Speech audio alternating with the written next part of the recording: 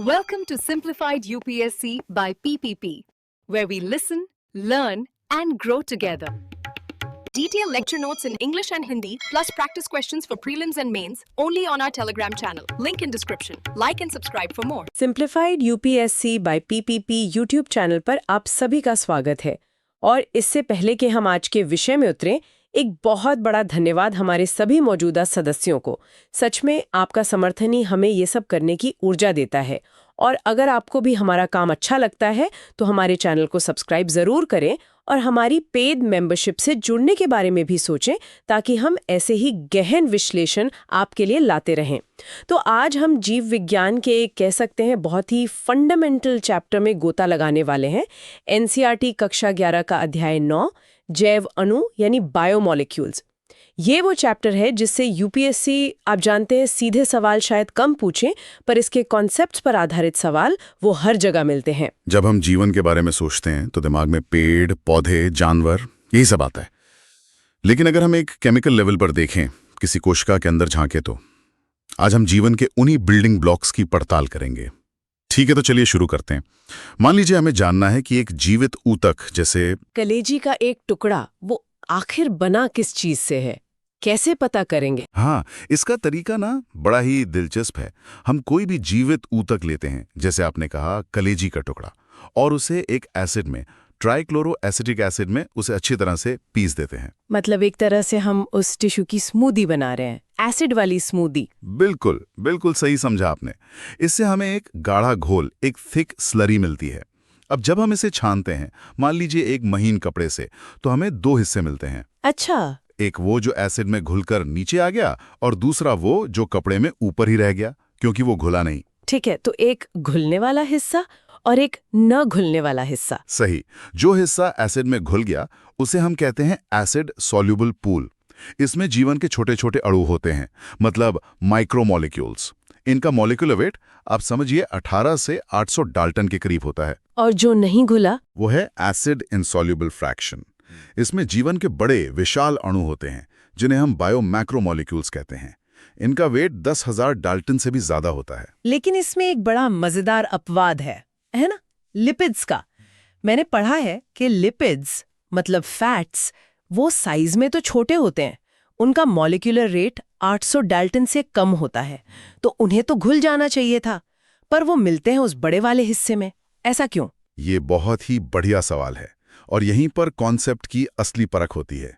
देखिए, lipid size में तो छोटे हैं, पर वो पानी में घुलते नहीं, और उससे भी बड़ी बात, वो कोशिका की झिल्ली यानी सेल मेम्ब्रेन का हिस्सा होते हैं।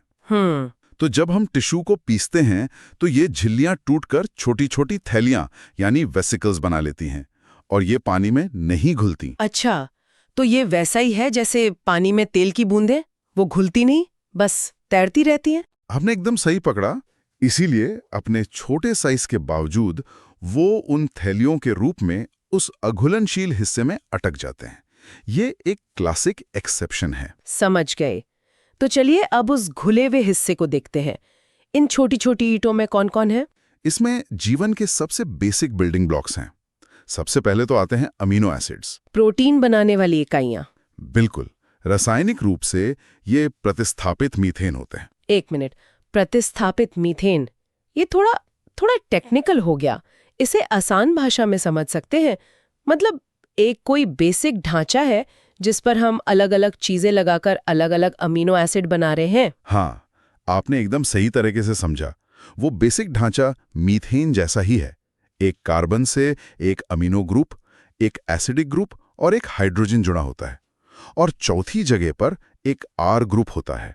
यही आर ग्रुप बदलता रहता है, और हमें 20 अलग अलग तरह के अमीनो एसिड्स मिलते हैं। कमाल है, सिर्फ 20 तरह के अमीनो एसिड से हजारों तरह के प्रोटीन बन जाते हैं। और क्या मिलता है इस घुलनशील हिस्से में?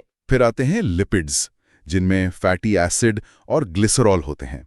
और फिर हैं नाइट्रोजनस बेस। ये हमारे डीएनए और आरएनए का आधार हैं।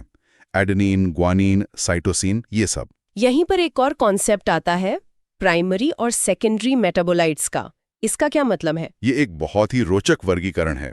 देखिए, प्राइमरी मेटाबोलाइट्स वो अणु हैं जिनकी हमारे शरीर में एक सीधी पहचानी जाने वाली भूमिका है। जैसे अमीनो एसिड, शुगर, फैट। सही, ये हर जीवित प्राणी में मिलेंगे। लेकिन जब हम पौधों, फंगस वगैरह को देखते हैं तो हमें हजारों और भी केमिकल्स मिलते हैं, जैसे कि अल्कोलॉइड, रबर, मसाले, एंटीबायोटिक्स। इन्हें हम सेकेंडरी मेटाबोलाइट्स कहते हैं। पर अगर इनकी कोई सीधी जरूरी भूमिका नहीं है तो पौधे इन पर अपनी ऊर्जा क्यों लगाते हैं? ये तो फिजूल खर्ची लगती है। ये बेहतरीन सवाल है। पहले वैज्ञानिकों को भी यही लगता था, लेकिन अब हम जानते हैं कि ये बेकार नहीं है। ये असल में पौधों के सर्वाइवल के हथियार हैं।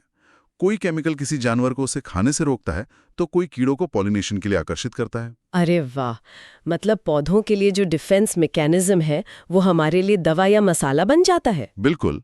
पेनिसिलिन जो एक एंटीबायोटिक है, वो एक फंगस का सेकेंडरी मेटाबोलाइट ही तो है। ठीक है, अब आते हैं उन बड़े अणुओं पर जो एसिड में नहीं घुले। ये है जीवन की असली मशीनरी। हाँ, ये वो मैक्रोमॉलिक्यूल्स हैं जो उन्हीं छोटी छोटी ईंटों से बने हैं। इसमें मुख्य रूप से 3 प्रकार हैं। 1, प्रोटीन्स जो अमीनो एसिड की लंबी लड़ियां हैं। 2, पॉलीसैकेराइड्स जो शुगर की लंबी चेन है, मतलब कार्बोहाइड्रेट्स। और तीसरा? Nucleic acid. हाँ, तीसरा न्यूक्लिक एसिड यानी डीएनए और आरएनए जो न्यूक्लियोटाइड से बने हैं। ये तो अविश्वसनीय है। मतलब सिर्फ 20 तरह के अमीनो एसिड से शरीर में इतने सारे अलग अलग काम कैसे हो जाते हैं? कोई ट्रांसपोर्ट कर रहा है, कोई लड़ रहा है। आपने नस पकड़ ली। राज सिर्फ उनके क्रम में नहीं बल्कि उनके 3D आकार में छुपा है। प्रोटीन की संरचना के 4 लेवल होते हैं। 4 लेवल? हाँ, सोचिए, हम एक धागे से स्वेटर बुन रहे हैं। तो प्राइमरी संरचना है बस धागे में रंगों का क्रम, यानी अमीनो एसिड का सीक्वेंस। बिल्कुल। फिर द्वितीयक संरचना में हम उस धागे को कहीं कहीं स्प्रिंग जैसा मोड़ देते हैं। और तृतीयक संरचना, जब हम इस पूरे मुड़े तोड़े धागे को लपेटकर एक ऊनी गोले का आकार दे देते हैं, वो है इसकी 3D संरचना। अच्छा। प्रोटीन के ज्यादातर काम इसी 3D आकार की वजह से होते हैं। ये सबसे जरूरी है। और चौथा लेवल? चौथा यानी क्वाटरनरी तब होता है जब एक से ज्यादा ऊनी गोले, मतलब पॉलीपेप्टाइड चेन्स, मिलकर एक बड़ा डिजाइन बनाते हैं, जैसे हमारा हीमोग्लोबिन। अच्छा, जैसे अंडा उबालने पर होता है, एक बार उबल गया तो हाँ, उसका 3D स्ट्रक्चर ही बदल गया। राइट। और वो वापस कच्चा नहीं हो सकता। परफेक्ट। वो प्रोटीन के डीनेचुरेशन का सबसे अच्छा उदाहरण है। गर्मी से आपने उसका 3D आकार हमेशा के लिए बदल दिया और इसलिए उसका फंक्शन भी खत्म हो गया। और यूपीएससी के लिहाज से कोई खास प्रोटीन्स हैं जिन्हें हमें याद रखना चाहिए? हाँ, 2 नाम तो बिल्कुल नहीं भूलने चाहिए। पहला है कोलेजन। कोलेजन। ये एनिमल किंगडम में सबसे ज्यादा पाए जाने वाला प्रोटीन है। हमारी त्वचा, हड्डियां सब इसी से बनी हैं। शरीर का सीमेंट एक तरह से। ठीक है। और दूसरा है रुबिस्को। ये पृथ्वी पर जीवन का असली हीरो है। ये पूरे जीवमंडल में सबसे ज्यादा पाए जाने वाला प्रोटीन है। ये वो एंजाइम है जो पौधों को हवा से कार्बन डाइऑक्साइड सोखकर हमारे लिए भोजन बनाने में मदद करता है। तो हमारे पास बिल्डिंग ब्लॉक्स हैं, उनसे बनी मशीनें भी हैं, पर इस पूरी फैक्ट्री को चलाता कौन है? यहीं पर मेटाबॉलिज्म आता है। सही कहा ना? एकदम सही। हमारे शरीर में ये हजारों केमिकल स्थिर नहीं हैं, ये लगातार एक दूसरे में बदल रहे हैं। इन्हीं हजारों केमिकल रिएक्शंस के जोड़ को मेटाबॉलिज्म कहते हैं। ये 2 तरह का होता है, एनाबॉलिक और कैटाबॉलिक। इसे किसी आसान उदाहरण से समझा सकते हैं? जरूर। एनाबॉलिक मतलब बनाना, जैसे अमीनो एसिड से प्रोटीन बनाना, इसमें ऊर्जा लगती है। और कैटाबॉलिक? कैटाबॉलिक मतलब तोड़ना, जैसे ग्लूकोज का टूटना, जिससे हमें ऊर्जा मिलती है। ठीक है। और सबसे जरूरी बात यह है कि शरीर में कोई भी मेटाबॉलिक रिएक्शन अपने आप नहीं होता। इन्हें चलाने के लिए हमें कैटलिस्ट चाहिए, और ये बायोलॉजिकल कैटलिस्ट ही एंजाइम कहलाते हैं, जो कि लगभग हमेशा प्रोटीन ही होते हैं। तो ये एंजाइम करते क्या हैं? ये रिएक्शंस को लाखों गुना तेज कैसे कर देते हैं? देखिए, हर केमिकल रिएक्शन को शुरू होने के लिए एक शुरुआती धक्के की जरूरत होती है, एक ऊर्जा की। Activation energy. बिल्कुल, एक्टिवेशन एनर्जी। इसे एक पहाड़ी पर रखे पत्थर की तरह समझिए। उसे नीचे लुढ़काने के लिए पहले आपको थोड़ी ऊर्जा लगाकर उसे किनारे तक धकेलना होगा। एंजाइम बस उस पहाड़ी की ऊंचाई को कम कर देते हैं। और वो ये करते कैसे हैं? हर एंजाइम में एक खास जेब जैसी जगह होती है, जिसे एक्टिव साइट कहते हैं। ये एक ताले की तरह है, जिसकी एक खास चाबी होती है। वो अणु जिस पर उसे काम करना है सबस्ट्रेट। हाँ, सबस्ट्रेट। जब चाबी ताले में लगती है तो एंजाइम सबस्ट्रेट को इस तरह से पकड़ता है कि रिएक्शन बहुत तेजी से हो जाता है। ये सब थ्योरी तो ठीक है, लेकिन यूपीएससी इसे प्रैक्टिकल चीजों से जोड़ता है। जैसे 2013 के प्रीलिम्स में एक सवाल आया था कि फलों को कोल्ड स्टोरेज में रखने पर वो ज्यादा दिन ताज़ा क्यों रहते हैं। ये सवाल सीधा सीधा एंजाइम की कार्यप्रणाली से जुड़ा है। एंजाइम का 3D आकार तापमान और पीएच के लिए बहुत संवेदनशील होता है। अगर तापमान बहुत ज्यादा हो जाए तो एंजाइम अंडे की तरह डीनेचर हो जाता है। और अगर तापमान बहुत कम हो जाए, जैसा कोल्ड स्टोरेज में होता है? अगर तापमान बहुत कम हो जाए तो एंजाइम अस्थायी रूप से इनएक्टिव हो जाता है। मतलब वो नष्ट नहीं होता, बस सो जाता है। कोल्ड स्टोरेज में यही होता है।